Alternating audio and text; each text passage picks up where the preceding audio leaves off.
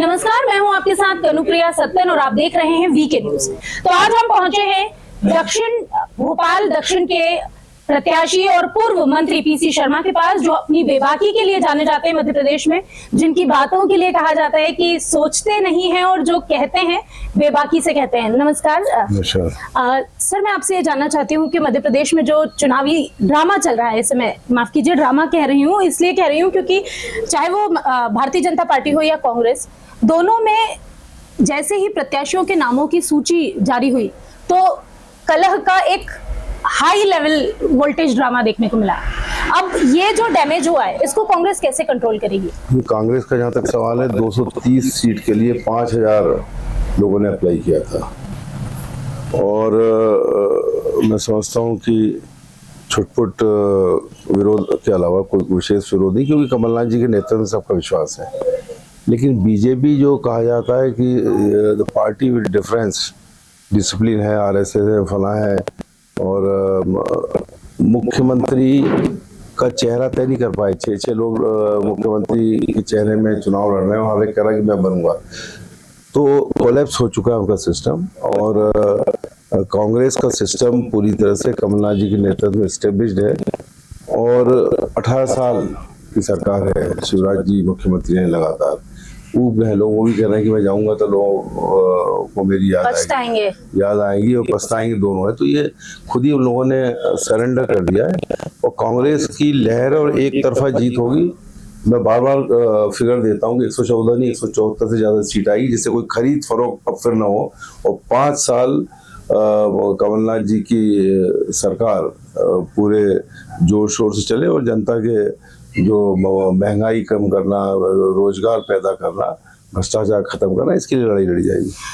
विश्वास सारंग जी का आरोप है कि भारतीय जनता पार्टी कांग्रेस जानती थी, दिग्विजय सिंह जानते थे कि ज्योतिरादित्य सिंधिया अपने विधायकों के साथ शामिल हो रहे हैं। आम आदमी पार्टी प्रवक्ता ने भी आरोप लगाया है कांग्रेस पर कि आप लोग पहले से जानते थे कि आपकी पार्टी के कुछ विधायक जो हैं वो शामिल होने वाले हैं, लेकिन फिर भी किसी ने रोका नहीं। उसकी ये वजह थी कि आप लोगों को लगता था कि उसके बाद में शायद कांग्रेस से गुट खत्म हो जाएगा, सिंधिया गुट। नहीं, उनने वहां जाके गुटबाजी वहां पैदा कर दी। इसलिए तो 6 प्रत्याशी हैं मुख्यमंत्री के दावेदार, और वो खुद हैं और 6 अलग हैं। लेकिन जो लोग विधायक बिक गए वो केवल सौदे से ही रुक सकते थे। तो कमलनाथ जी का सीधा कहना है कि सौदे वाली सरकार नहीं चलाऊंगा मैं, तो मुख्यमंत्री रहूं या रहूं, सौदा नहीं करूंगा। सौदा वाले मैं भी कर सकता था। और एक ही चीज कहते हैं वो, कमलनाथ पे वोट मत देना, कांग्रेस मत देना, लेकिन सच्चाई का साथ देना। अगर सच्चाई जहाँ दिख रही है उसका साथ देना। और वही लड़ाई कांग्रेस पार्टी लड़ रही है। वो लोग झूठ के साथ थे तो चले गए, लेकिन जो बचे हैं वो सच्चाई के साथ। जो सच्चे कांग्रेसी हैं वो अभी भी पार्टी में है, ये कहना है पीसी शर्मा जी का। शर्मा जी, 101 वादे, 101 वचन दिए हैं कमलनाथ जी ने मध्य प्रदेश के जनता को। लंबा और मुश्किल नहीं लगता? तो बिल्कुल नहीं है। इसलिए नहीं है कि जब 27 लाख किसानों का 11 लाख करोड़ का कर्जा माफ कर सकते हैं, जो कि विधानसभा में जवाब है बीजेपी के कमल पटेल का, 300 से 600 पेंशन कर सकते हैं, 51,000 बच्चों की शादी को दे सकते हैं, और 100 यूनिट बिजली 100 रुपए में दे सकते हैं। तो किया। ये महाकाल कॉरिडोर जो बना है वो शुरुआत की। ये जो मेट्रोस का ये भंडा फोड़ रहे थे, मेट्रो भी उन्होंने शुरू किए। तो ये नेशनल नहीं, कमलनाथ इंटरनेशनल लेता है और जानते हैं कि दुनिया में से कहाँ से कैसे पैसा आएगा। और 101 वचन पूरे मैं कर सकूंगा, और जब तक वचन पूरे करने के हिसाब किताब नहीं लगा लिया होगा, कमलनाथ जी वचन नहीं देते। एक और आरोप है जो भारतीय जनता पार्टी लगा रही है कि कांग्रेस में 2 बड़े दिग्गज हैं, कमलनाथ जी और एक पूर्व मुख्यमंत्री दिग्विजय सिंह जी, और दोनों ही पूर्व मुख्यमंत्री, और दोनों के अपने अपने बच्चों को लेकर इतनी महत्वाकांक्षाएं हैं राजनीतिक। दोनों अपने बच्चों को मुख्यमंत्री के पद पर देखना चाहते हैं, यही वजह कि आपस में लड़ रहे हैं। फिल्म स्टारों का बेटा फिल्मों में जाता है, गायकों का बेटा गायकी करता है, कवियों का बेटा कवि करता है, किसानों का बेटा किसान। तो एक नेता का बेटा है वो क्यों नहीं करेगा? वो तो नेचुरल जीन्स है उनमें, वो जीन्स काम करेंगे। परिवारवाद वो नहीं है। परिवारवाद तो उधर चल रहा है पूरा इस समय बीजेपी के अंदर। जो कहते थे कि हम परिवारवाद खिलाएं, अब वहां शुरू हो गया है।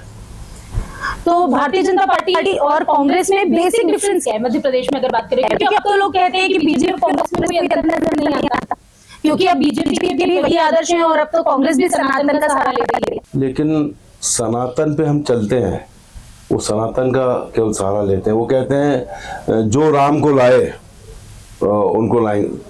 तो राम को तुम कहाँ से ले आए? राम सारी दुनिया को लेके आए, तुम राम को कहाँ से ले आओगे?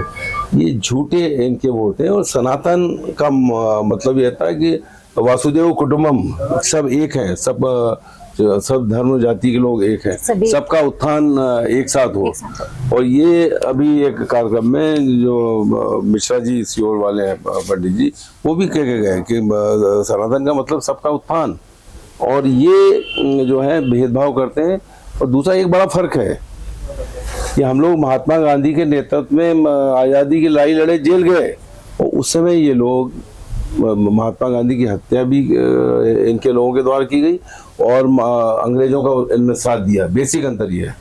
नाथुराम गोडसे का जिक्र कर रहे हैं पीसी शर्मा जी। एक अहम सवाल है, 1 नंबर विधानसभा की बात करते हैं इंदौर की, जहां संजय शुक्ला आपके काफी नामी गिरामी विधायक हैं जिनकी काफी लोकप्रियता भी है, वहीं उनके सामने कैलाश त्रिवेदी जैसा चेहरा है, एक बड़े नेता रहे हैं और हैं अभी भारतीय जनता पार्टी।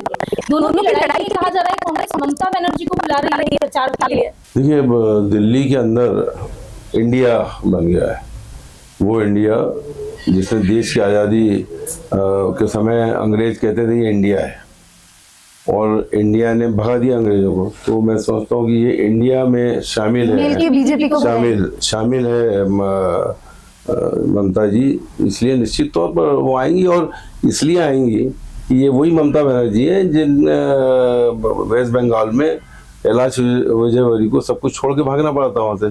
तो अब उनकी उस सीट पर निश्चित तौर पर जब ममता बनर्जी आएंगी तो उनके हाथ पैर फूल जाएंगे।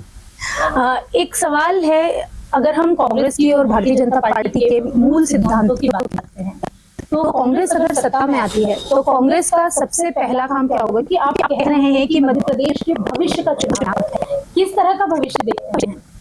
देखिए, जिस तरह का भ्रष्टाचार हुआ है, महाकाल मंदिर के कॉरिडोर में सप्तऋषि की मूर्तियां ढह गई है, तो वहां पे हो सकता है, पटवारी में हो सकता है, व्यापम हो सकता है। तो ये पूरा घोटालों की सरकार रही है। और कांग्रेस का केवल एक ही है कि जो 101 वचन दिए हैं कमलनाथ जी, उसको पूरा करें, महंगाई कम करें, बेरोजगारी खत्म करके रोजगार पैदा करें, और भ्रष्टाचार खत्म हो, और सर्वधर्म संभाव, सर्वे भवन्तु सुखिनः, सर्वे सन्तु निराम, सर्वे निराम है। ये इस लाइन पे कांग्रेस पार्टी काम करेगी। आपने एक लंबी लड़ाई लड़ी है मिशन बाबरी के लिए, जब उन्होंने इस्तीफा दिया और सरकार उससे मंजूर नहीं निकल रही थी। कल आखिरकार उनका इस्तीफा मंजूर हुआ है, कोर्ट की तरफ से ये निर्णय आया है। अब उनके लिए क्या, क्योंकि उनकी तो महत्वाकांक्षा ये थी कि वो जब इस्तीफा देंगी तो कांग्रेस से चुनाव लड़ेगी, लेकिन उस सीट पर ऑलरेडी कांग्रेस अपना नाम जाहिर कर चुकी है और आज 4 प्रत्याशियों के नाम भी बदले गए। तो क्या वो एक नाम भी बदला जाएगा? ये तो भविष्य की कोख में भविष्य बताएगा। आपने लंबी लड़ाई लड़ी है, लेकिन निशा बांगड़ी के साथ तो जेल गए थे उनके साथ। हाँ। और इस तरह के जो भी मामले होते हैं जहाँ पे प्रताड़ित किया जाता है, हम लोग पूरी ताकत से लड़ते हैं। कोई एक ऐसी बात है जो आप कहना चाहते हैं, कोई एक भारतीय जनता पार्टी को या अपने क्षेत्र की जनता को? अपने क्षेत्र की जनता को मैं यही कहना चाहूँगा कि मैं मंत्री रहा हूँ, तो कोविड काल आया तो एक साधारण एमएलए रहा, तो लोगों को हमेशा उपलब्ध रहा 24 घंटे 24/7। रात को 2 बजे ही फ़ोन आए तो उठाए, और नहीं उठा पाए तो रिंग बैक किया है। तो लोगों के बीच में रहता हूँ और लोगों के बीच में सतत रहूँगा। और जो उनकी मूल समस्याएं हैं, जब कांग्रेस की सरकार होगी तो उनका निराकरण करना और आसान हो जाएगा। तो जो चीज़ें छूट गई हैं इन 5 सालों, क्योंकि पूरे 5 तो मिले नहीं, 2 साल तो कोविड में चले गए, 2.5-3 साल मिले हैं, तो निश्चित तौर पर वो बची हुई आकांक्षाएं, चाहे वो जनता की है या कार्यकर्ता, उसको पूरा करने का प्रयास करेंगे। तो ये हमारे साथ पूर्व मंत्री पीसी शर्मा, जिनका कहना है कि भारतीय जनता पार्टी और कांग्रेस में बहुत लंबा अंतर है, बहुत बड़ा अंतर है। और इतना ही नहीं, उन्होंने ये भी कहा है कि बहुत लंबे अंतर से बीजेपी पर कांग्रेस इस बार पकड़ हासिल करेगी। कमलनाथ के चेहरे के साथ कांग्रेस मध्य प्रदेश में चुनावी रण में उतरी हुई है। इस महाभारत का जो भी फैसला हो, जो जनता लेगी, वो तो 3 दिसंबर को ही पता चलेगा। लेकिन तब तक के लिए आप देखते रहिए VK news. VK news Madhya Pradesh Chhattisgarh, दिल बोलेगा, देश सुनेगा।